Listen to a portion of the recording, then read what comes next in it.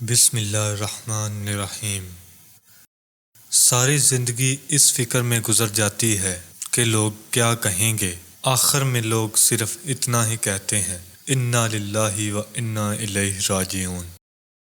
حضرت علی رضی اللہ تعالی عنہ نے فرمایا، ہمیشہ اخلاق سے بات کیا کرو، کیونکہ انسان پر سب سے زیادہ مصیبتیں اس کی اپنی زبان کی وجہ سے آتی ہیں۔ جو وقت ملے اسے خوشی سے جی لیا کرو، کیونکہ لوٹ کر صرف یادیں آتی ہیں، وقت نہیں۔ شیخ سعدی رحمۃ اللہ علیہ فرماتے ہیں، آپ کے اخلاق کی قدر بھی لوگ اس وقت کریں گے جب آپ کے پاس دولت اور طاقت ہو۔ غریب کتنا ہی خوش اخلاق ہو، لوگ اس کے اخلاق کو اس کی مجبوری سمجھتے ہیں۔ الجھنا چھوڑ دیں وقت سے، حالات سے اور ان لوگوں سے جنہیں آپ بدل نہیں سکتے۔ اپنی توجہ اس پر مرکوز کریں جسے آپ بدل سکتے ہیں، یعنی کہ اپنا آپ۔ پھر رفتہ رفتہ میں نے زندگی کو سمجھنا شروع کر دیا تو پتہ چلا زندگی تو صبر کے سوا کچھ بھی نہیں۔ کوئی بچھڑ گیا تو صبر، کوئی روٹھ گیا تو صبر، کسی نے کردار پر انگلی اٹھائی تو صبر، جو مانگا وہ نہ ملا تو صبر۔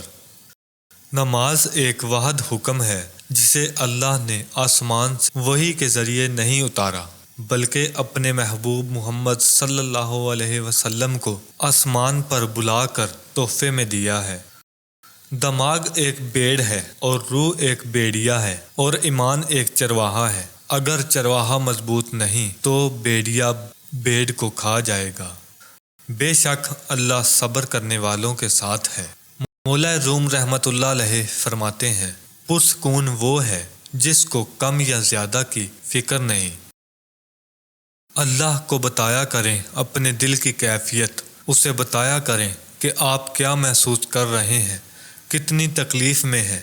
آپ یقین کریں وہ بہت پیار سے سنے گا۔ اس کے سامنے رو لینے سے آپ کے دل میں سکون اترے گا، بے شک وہ دلوں کا ہم راز ہے۔ وقت تو انسان کی شکل تک بدل دیتا ہے، رشتوں کا بدل جانا کوئی بڑی بات نہیں۔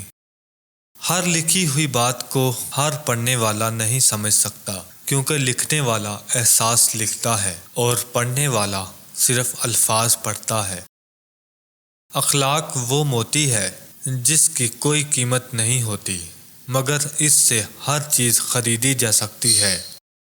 حضرت علی رضی اللہ تعالی عنہ نے فرمایا، تکلیف میں ہمیشہ صبر سے کام لیا کرو، کیونکہ سونے کو آگ سے آزمایا جاتا ہے اور مومن کو تکلیف سے۔